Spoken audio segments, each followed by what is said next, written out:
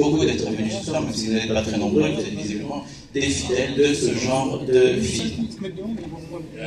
Все, я надеюсь просто, что вам понравится кино, и после с удовольствием отвечу на все ваши вопросы, так что просто оставайтесь и получайте удовольствие. Спасибо. Donc j'espère en tout cas que ce film vous plaira, et bien évidemment je reviendrai à la fin pour répondre à toutes vos questions. Merci beaucoup, et j'espère surtout que vous profiterez bien de cette séance. Merci.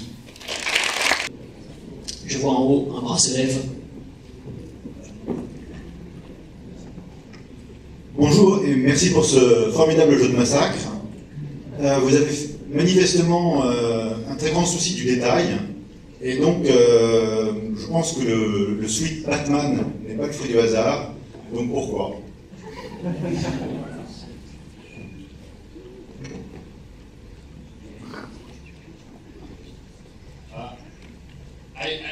I will speak in Russian, and because, да, конечно, не случайно, потому что, в общем, главный герой, я так понимаю, что он себя воспринимает как темный рыцарь, как человек, да, который несет справедливость, но, к сожалению, мститель он не очень удачный.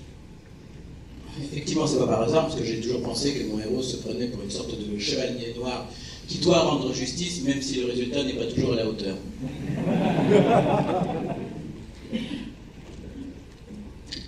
Y a-t-il d'autres questions? En haut, oui, je vois un bras qui se lève. Хотел сразу извиниться, я вот каждый раз, когда фильм заканчивается, я удивляюсь, какие медленные, длинные титры. Просто если вы понимаете русский, то вас хотя бы может развлечь песня. Но когда русский непонятен, это, конечно, невыносимо мучительно, поэтому спасибо, что вы досидели титры до конца.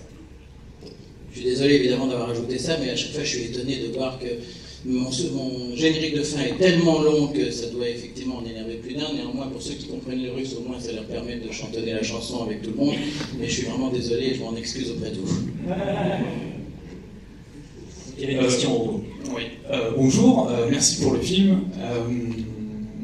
J'ai une question plus large que sur le film, c'est plutôt sur vous, parce que je remarque que la mise en scène est extrêmement travaillée. Et j'ai entendu avant le film que c'était votre premier long métrage. Donc je voulais savoir votre parcours à vous pour avoir cette qualité de mise en scène, de laisser du jeu. J'ai l'impression que vous avez laissé de la place au jeu pour les comédiens, parce qu'ils nous ont régalé de mimiques. Alors je ne sais pas si c'est quelque chose de cadré chez vous ou si c'est de la liberté de jeu. Enfin voilà, plus généralement, quel est votre parcours pour en arriver là sur un long métrage où les plans sont très travaillés, il y a une très grosse mise en scène, il y a un vrai choix de mouvement de caméra. Voilà.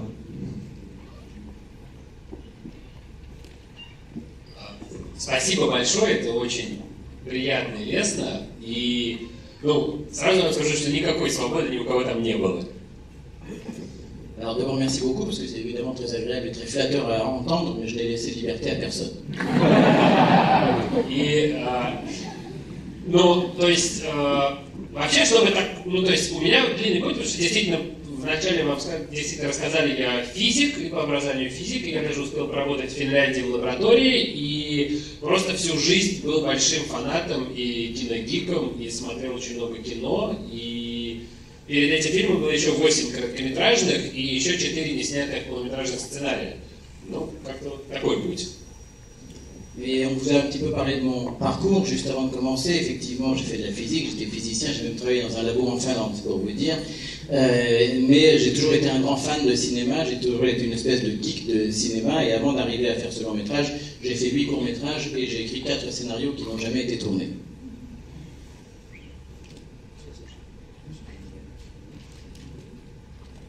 Une réponse très claire en tout cas, je pense. Il y avait un autre bras qui s'était levé, je crois, en haut. Une pluie de bras qui se lève, formidable. Ça change. Bonsoir. Puisque rien n'a été au hasard, je vais me permettre une petite question sur les décors et notamment l'utilisation de couleurs assez vives, assez saturées. Est-ce qu'il y a une raison particulière derrière ça? Merci. Просто я не знаю, насколько вы знакомы с среднестатистическим российским фильмом, но сейчас это достаточно монохромное, очень депрессивное кино, которое, в основном, да, если мы говорим про более серьезное.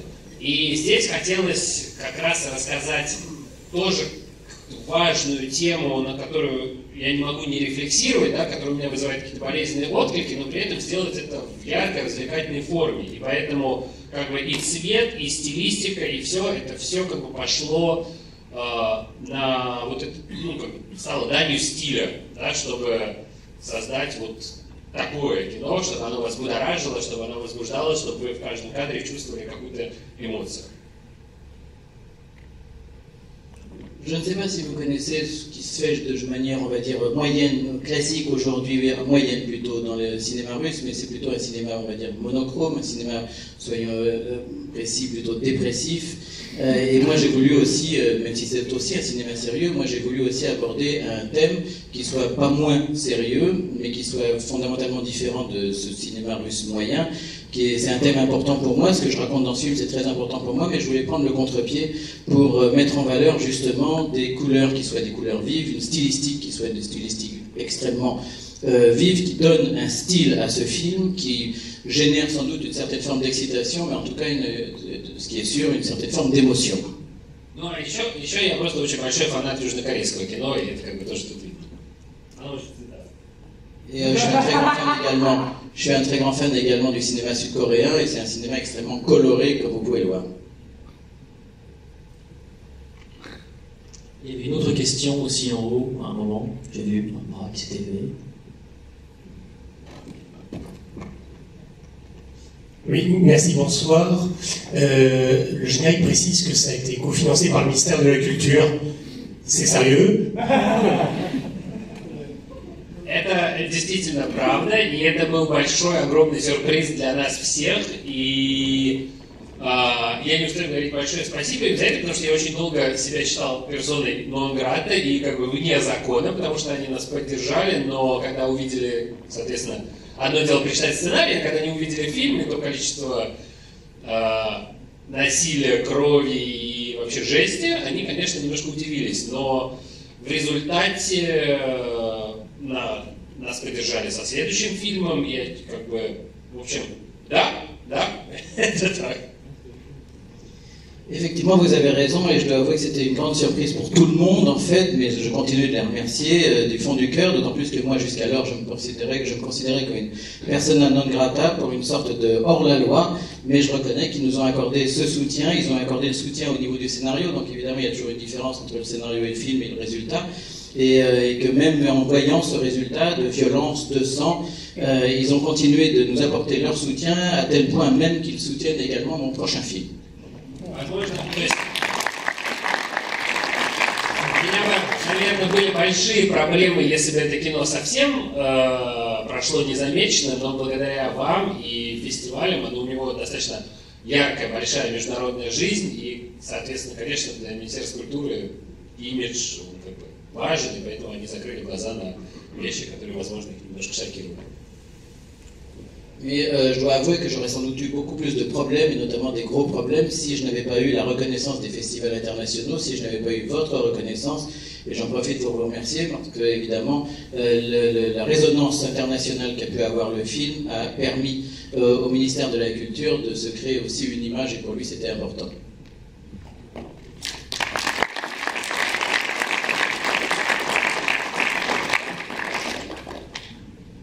Une question à nouveau. Bonjour Kirill.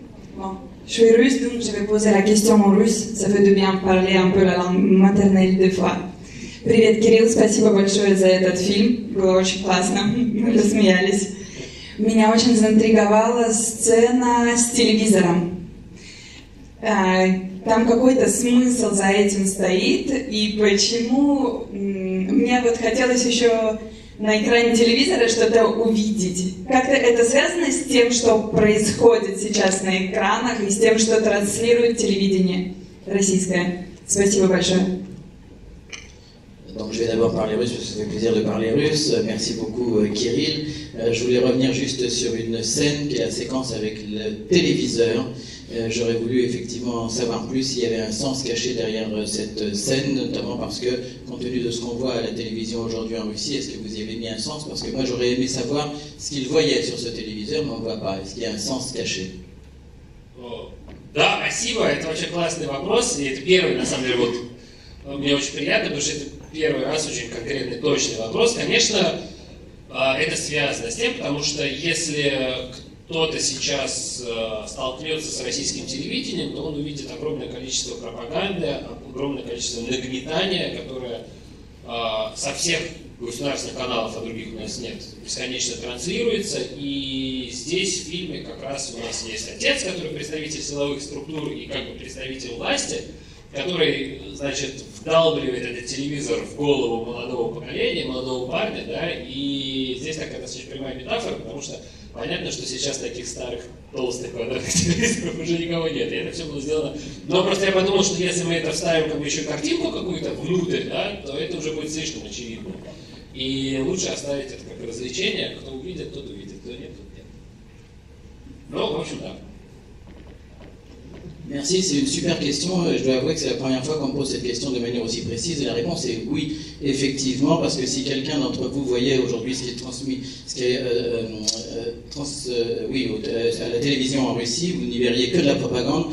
Vous verriez également beaucoup de choses qui tendent à pousser les gens vers un peu plus de tension, on va dire. Les chaînes généralistes, et de toute façon, sont toutes affiliées à l'État. Et vous voyez aussi que le père représente bien évidemment le pouvoir, représente les organes politiques du pays, et donc il va casser la télé sur la tête, bien évidemment, du jeune. Il y a un sens derrière ça.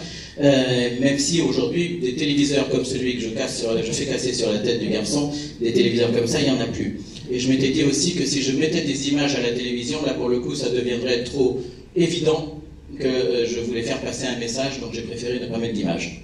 Ну, вообще, просто если еще более развернуто отвечать на ваш вопрос, то понятно, что семья – это очень удобный инструмент для того, чтобы рассказывать историю, потому что это модель общества в миниатюре. И вы можете как бы какие-то проблемы, да, которые кажутся социальные, раскрывать через вот конфликты внутри семьи. И, собственно, здесь кино можно как бы рассматривать как локальную драму дисфункциональной семьи как таковой, или как бы более широко и метафорично с точки зрения как бы общества, потому что каждый из персонажей этой семьи, он несет определенную функцию. И, наверное, как бы для зрителя внутри России это как более очевидные вещи, для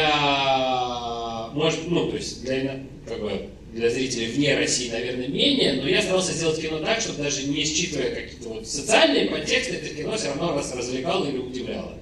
Вот. Но в целом, да, конечно, это все там есть, потому что если ты сейчас хочешь и пытаешься рассказывать истории честно и искренне, и рефлексировать на тему окружающей действительности, то, ну, то есть невозможно не касаться вот того, что сейчас происходит внутри нашей страны. Извините, sorry.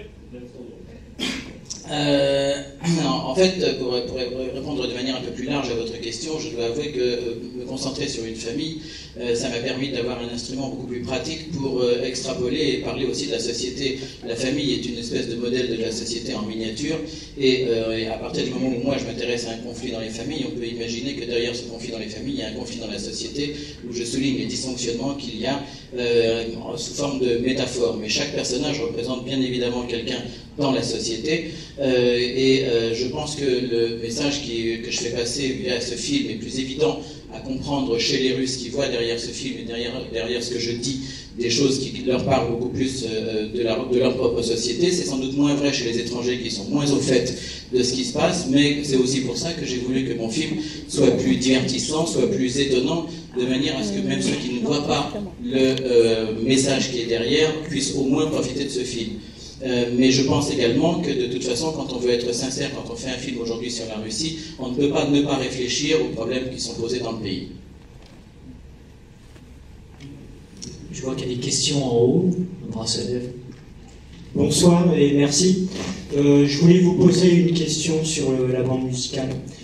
Hormis l'évidence pour illustrer les scènes de duel, pourquoi la musique d'inspiration western européen, morriconienne? Et vous nous semblez jeune, donc je voulais savoir quel était votre rapport à ce cinéma de genre des années 60, par quel biais vous y avez eu accès, si ça vous intéresse, autrement que pour l'illustration musicale. Merci.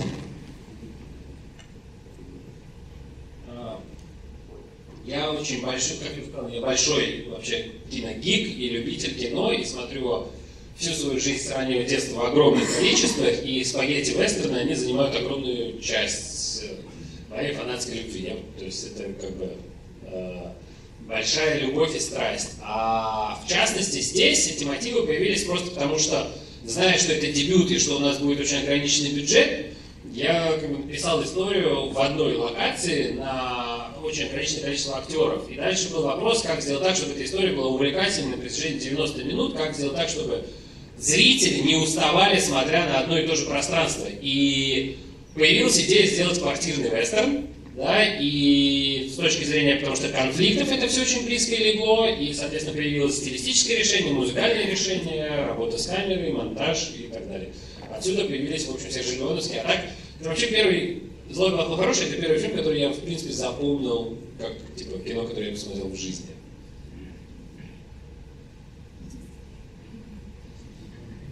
Comme je vous l'ai déjà dit, je suis un grand fan de cinéma, je suis vraiment un geek de cinéma, et depuis que je suis tout petit, je regarde des films, et j'ai été toujours un grand fan, notamment des western spaghetti, qui ont toujours occupé une grande partie de mon amour pour le cinéma. Ici, il y a une chose qui est à la base aussi de ce travail, c'est que comme c'est un premier film, je savais que je serais limité dans mon budget, et que donc, en étant limité dans mon budget, que je n'aurais sans doute pas la possibilité d'aller dans différents décors, du fait qu'il n'y a qu'un seul décor, et qu'il fallait bien évidemment que je garde l'attention des spectateurs durant 90 minutes, que je rende cela divertissant, de manière à ce que les gens ne s'ennuient pas, malgré justement le fait qu'il n'y ait qu'un seul décor. D'où un scénario dont j'ai voulu qu'il y ait, pour lequel j'ai voulu qu'il y ait un certain nombre de rebondissements, d'où une stylistique dont on a déjà parlé, d'où la musique également qui vient ajouter à ce divertissement-là. Et il y a évidemment un rapport à un des films de Léon, qui est Le Bon, la Brute et le Truand, que vous avez déjà remarqué. Yes. Y a-t-il d'autres questions encore en haut? C'est très actif en haut, en tout cas en bas, je vous félicite pas, hein, bravo. Bonjour Kirill, donc je vous félicite pour le film, il est très bon. Je voulais savoir si la ressemblance entre le père et le personnage de Michael Chiklis dans The Shield est volontaire ou pas. Dans The Shield, c'est un flic, il est véreux, il y a des sacs de fric à récupérer, enfin c'est très proche.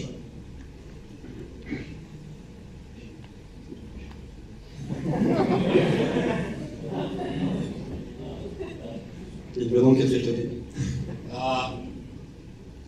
Наверное. Probably. Yeah, I know that they're similar with the guy, the father and the guy, they're similar, but with the Shield? The Shield. TV series show from America.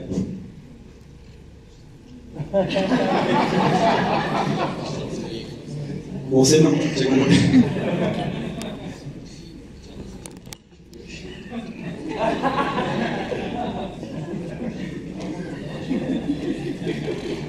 Probably. I haven't seen this movie. Thank you. Bold, tough guy. Probably he looks like that one. Il y a une autre question en haut.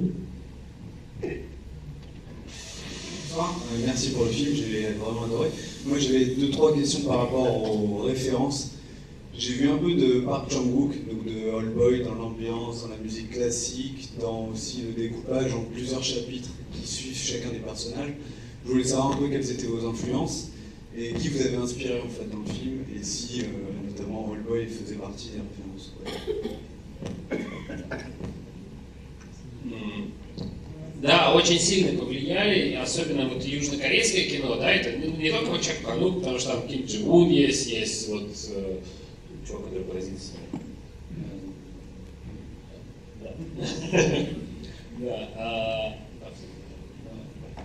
И, в общем, да, южнокорейское кино повлияло очень сильно за счет вот безумного сочетания эстетики, юмора и драмы, или трагедии, или ужаса. И вот когда это все комбинируется вместе, мне это очень сильно понравилось, когда жанр развивается, на самом деле, от сцены к сцене, ты испытываешь совершенно удивительные новые эмоции. А с точки зрения структуры, здесь просто, если чуть-чуть подольше рассказывать, здесь просто была проблема, потому что когда я писал эту историю и написал первый драфт сценария, оказалось, что на 30-й странице или 30-й минуте фильма у меня герой перестает что-либо вообще делать, потому что он садится на диван скованный и все. И надо было придумать, как это сделать увлекательно, и появилась вот нелинейная структура с 3 разными персонажами и главами. Effectivement, mais j'en ai déjà parlé, j'ai été extrêmement influencé par le cinéma sud-coréen, par Kim Jong-woo, par le metteur en scène qui a fait Parasite, par Jong-woo. Pour moi, dans le cinéma sud-coréen, il y a une combinaison idéale de l'esthétique, de l'humour, du drame, de la tragédie. Et ce qui m'a toujours passionné, c'est justement le fait que les genres soient imbriqués les uns dans les autres, de manière à pouvoir créer chez les spectateurs des émotions différentes et à chaque fois nouvelles. Je me suis trouvé confronté, pour répondre aussi à votre question sur la structure du film, au fait que dans la première version du scénario que j'avais écrite, rapidement, comme vous avez pu le constater, le héros se retrouve assis sur le canapé, il ne fait plus rien. Et je me suis dit, qu'est-ce que je fais à ce moment-là?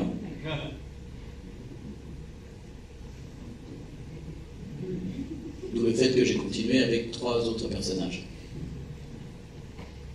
Y a-t-il d'autres questions encore?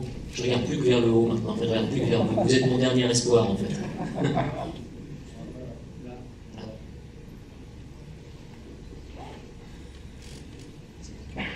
Et en plus, ce sera la dernière, me souffle-t-on dans l'oreillette. Удивительная публика, потому что очень много вопросов, и все мужественно сидят и выслушивают длинные ответы. Vous êtes un public absolument exceptionnel parce qu'il y a quand même beaucoup de questions avec des réponses qui n'en finissent pas et vous restez tranquille et assis jusqu'au bout. Encore une alors. Déjà, pour vous rassurer, la métaphore est bien lisible depuis ici aussi. Et justement, le personnage principal, je voulais revenir sur l'expression que vous lui donnez, qui n'est donc pas due au hasard, un espèce de sourire entre surprise, ironie, presque un amusement par rapport à ce qui lui arrive. Dieu sait s'il lui arrive des choses. Est-ce que c'était votre propre réaction par rapport à ce spectacle de la société moscovite ou russe? Là, pour le coup, même moi, je suis pas sûr d'avoir compris la question. Je suis désolé, mais franchement, je suis désolé. L'expression du personnage principal, une espèce l'expression physique, vous voulez dire? L'expression, son espèce de sourire qu'il a souvent. Oui. Entre amusement, oui. Ironie peut-être, presque un détachement par rapport à ce qui lui arrive, et Dieu sait s'il en arrive. Est-ce que c'est sa position? Voilà. Merci.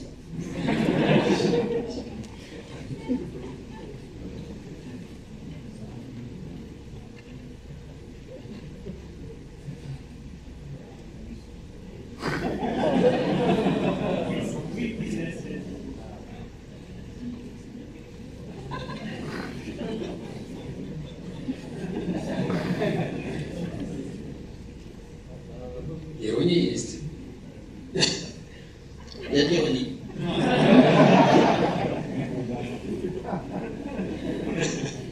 Ну, да, действительно, то есть, как я и сказал уже, если там рассматривать эту семью и персонажей как чуть более широкую метафору, то, естественно, парень представляет собой какое-то молодое, да, не менее конформистское течение, движение поколения, которое пытается с ним бороться, и в том числе постоянно, естественно, сталкивается и удивляется тому говну, в которое он постоянно влипает. И живучая, не очень умная, не очень рефлексирующая, с какими-то странными идеалами, которые позволяют ему выживать вот в самых странных ситуациях.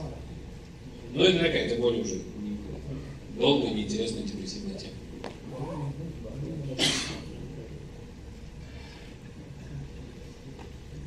Oui, mais comme je l'ai déjà dit, effectivement, pour moi, cette famille est une espèce de modèle en miniature de ce qu'est la société. De moi, ce que mon héros, si je puis dire, le jeune qu'on voit, il fait partie de cette génération qui est nettement moins conformiste que la précédente et qui se bat contre la merde, c'est son terme, contre la merde avec à laquelle il est confronté de manière permanente. Il tente d'arriver à se prémunir de ça et à essayer de faire en sorte que ce soit le moins dépressif, si je puis dire, possible pour lui. Mais justement, je ne voudrais pas continuer de